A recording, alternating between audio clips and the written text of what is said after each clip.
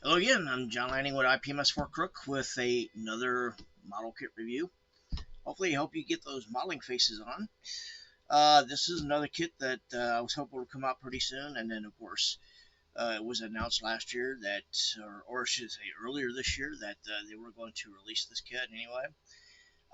The model company is A&A Models, which are closely associated with Models of It, and the kit we're talking about here is the Hawk 200. Let's see, take a look at the box here. This is the one of two Hawk 200 kits that was released about 2 months ago. They did announce a third boxing to be released by the end of the year. This is one of the two prototype boxings that was released. Supposedly, the third one that they announced was probably going to be Malaysian markings. So, anyway, about this kit here. Well, this is the newest and most up to date version of the Hawk 272nd scale. There's only one other kit uh, that was produced back in 1987 of the Hawk 200, which is basically the prototype version, and that's the old Matchbox kit, which is kind of hard to get a hold of. Anyway, I do have the old Matchbox kit here with me. A little bit of a comparison. This is the old box here, so you can see right here. It's seen a lot of better days. Anyway, of course, with the old Matchbox kit here, the well, it's a Matchbox kit. The kit's kind of blocky, a little chunky there. You know the recessed panel lines are really recessed, as you see from this fuselage look right here. You can clearly see the panel lines on this thing.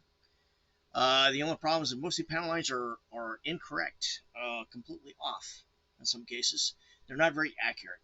Yeah, they might have been accurate on one of the very first prototypes, but for anything after that, though, they're not very accurate. Plus, as you notice there too, you know, the stuff on the tail is not on there.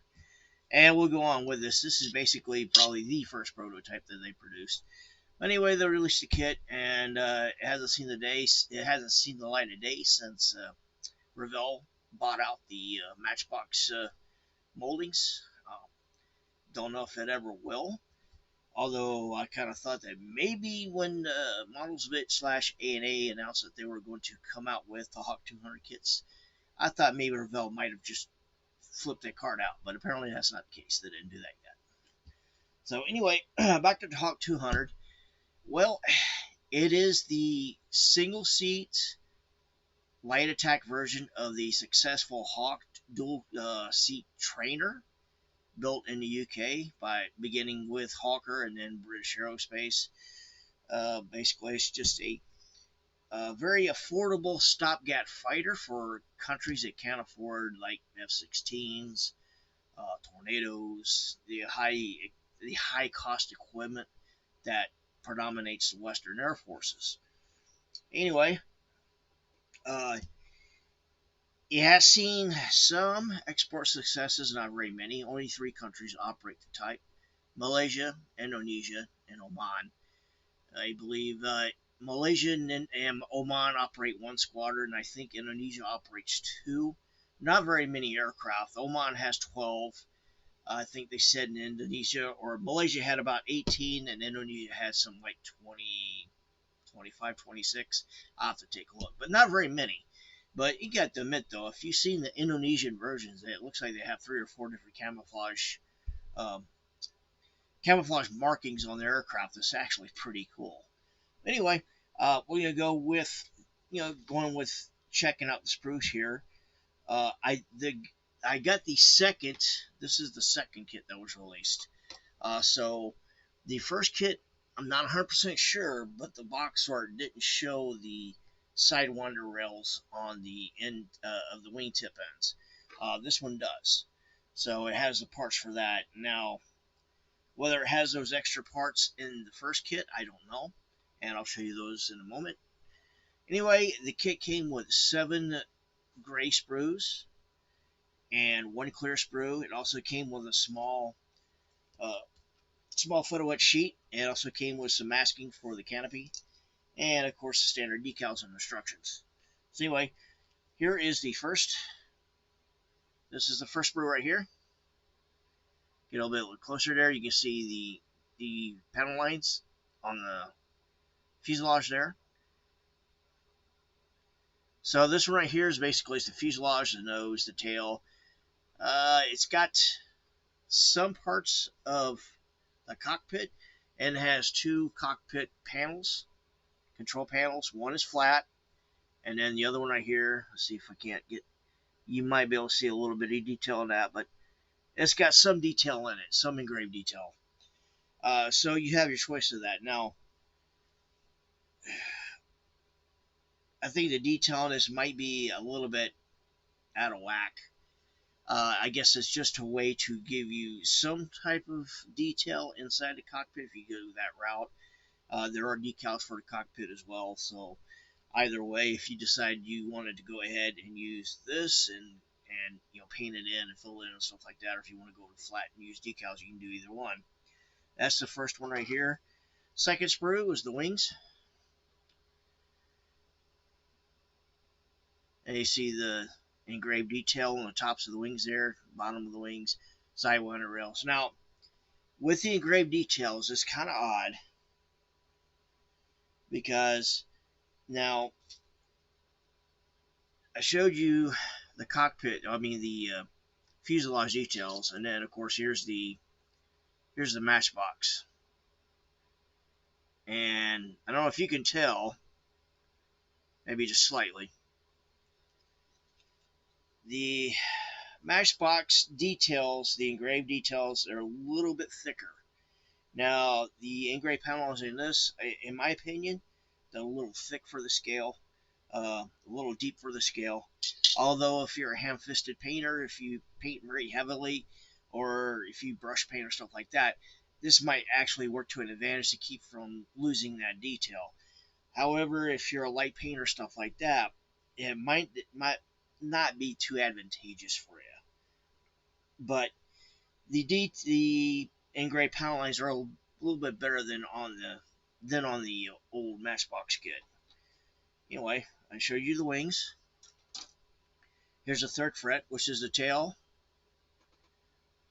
The intake's the ejection seat, and yet it's a pretty decent looking ejection seat, and it's got some details I'll show you shortly. More cockpit detail, some of the exhaust intakes, and there's a part missing off of that. I'll explain that later. It's not missing. I have the part that just came off the sprue. Here's the next one right here. Now it's more wing detail. It's got the landing gear on here, the wheels, the main landing gear right here. Some of the wing fences up on here, and the refueling probes, parts of the refueling probe there. So that's the fourth sprue. Fifth sprue, actually fifth and sixth sprues are the same, and those are the weapons and the fuel tanks. I'm gonna back it up a little bit here because now the representations on here, there's with these missiles right here, they're supposed to be AIM-9Ls. They look a little bit off to me. Of course, maybe a little bit of sanding and stuff like that will correct the shape and all that, but they look a little off on here. It also has the centerline gun pods, the two refueling pods, and then they have this right here. I'll be honest, I haven't done any research on what that is. I don't know if it's supposed to be some type of an ECM pod or possibly a targeting pod. I'll have to take a look and see. I mean, it does look like a targeting pod or some type of data link pod. Maybe just a smoke pod. I'm not really sure. But that's on the sprue as well. And there's two of those. So you have a total of 4 sidewinders and 2 fuel tanks. And then this is the last one here. And I believe this is probably going to be the one specific for this model kit here. On this right here, you got the AIM-9J/P sidewinders. You got 4 of these right here. You got the smoke winders right here. And some more details for the missiles and the rails. So those are the gray parts right there.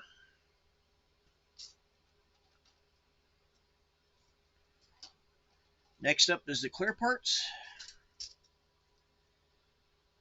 Here they are. Two different canopies, one open, one closed. And then you got details for landing lights in the wings, or flight lights in the wings, and more lights all around. I'm pretty sure for the landing gear, stuff like that. Okay, here's the photo etch. I should have just taken that out of the bag previously here. Okay, most of this photo etch here. Sorry guys, I'm dealing with a new camera, so I'm trying to get used to it. Anyway, most of the photo etch is for the ejection seat. But there's also some photo etch for the HUD, and probably a couple other items on there too, but mostly ejection seat stuff. It also comes with masking for the canopy. You're not really going to see that clearly.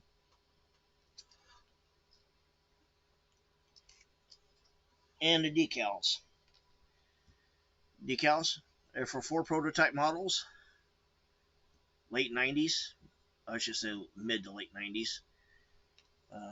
And then here's the instruction sheet.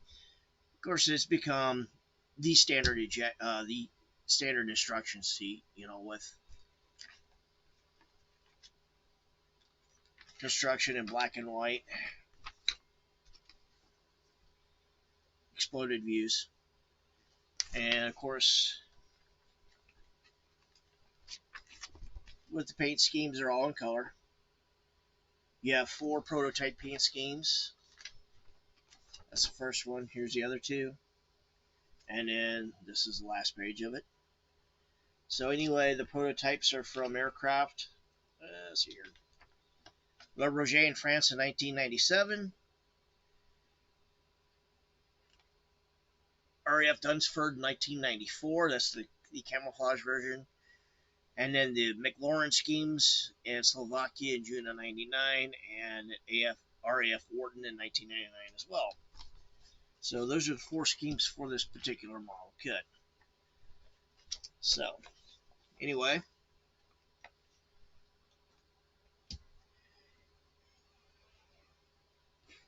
of course, there's the box here too. Should show you that. This didn't come from them. I like to thank the US Postal Service for that little thing right there. Apparently, when it got delivered a couple other kits, and the corner of the box got crushed. Luckily, I did an inventory of everything. No parts are missing. It doesn't look like they were damaged.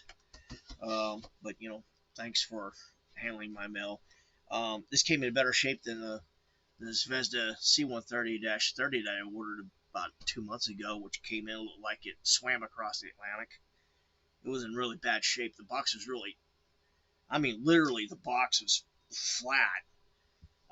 It looked like the parts survived. I don't know about the decals, but dealing with the USPS is getting really, really awful these days. So anyway, and ran off. Anyway, what do I think about this kit? Well, it's an improvement. I'll tell you that. I don't know if it's going to be. I wouldn't say definitely. It's not a great kit. It's again as usual. And I guess this would come with most 72nd scale or aircraft, especially with the limited production run that this looks like it is, because this is not the standard models of it that we've been seeing very lately, especially the Mirage 2000 kits. If you ever seen the Mirage 2000 kit from models of it, you're in for a treat. That is a very, very beautiful kit. Very well detailed. Panel lines are nice, finely recessed. Matter of fact, I'm working on one right now. Here it is. So currently painting it right now. I'm building as a UAE aircraft from 1991 Gulf War. Of course, you're not going to see too much detail, but I tell you one thing though, the detail in this kit is much more superior than it is with this Hawk 200. Now, with that said, it's a better kit than the Matchbox kit. Much more up to date. Details much better. Panel lines are much more accurate. The ejection seats actually looks passable. You'll probably might want to look online or aftermarket for something like that. If they ever release an aftermarket kit for it, you might want to go for that too if you want to do the if you want to do the cockpit. Now, being that this is a prototype model, I didn't really expect a whole lot of weapons to come with it. Now, hopefully, when the Malaysian version comes out, hopefully they'll have an Indonesian and Omanian version. Um, Hopefully, it comes with more weapons. I would love to see this thing come out with the Maverick missiles or with the CRV-7 rocket pods. Uh, Being that they can carry quite a good amount of load on these things here too. Uh, but most of this is all just air to air stuff. So, but yeah, it, it's a if you're looking for something better for the Matchbox kit, or if you're looking for a Hawk 272nd scale, well, I to be honest, I don't really see anybody else putting out a kit like this. So I would recommend it if you're looking for something like that. If you're looking for a replacement for the old Matchbox kit, I'd recommend it. Um, you know, but on down the line, I mean, if you're looking for a service machine like I stated from Indonesia and Oman and all that, I'd wait till toward the end of the year when they're supposed to release the Malaysian version. Hopefully, as I said, toward the end of the year. I gotta hand it to these kit manufacturers when it comes to models bit and clear prop and all that. Being their Ukrainian manufacturer, the situation they're currently in, I've been very well impressed with the fact that they managed to keep things going. And that might be another video later on down the road here, but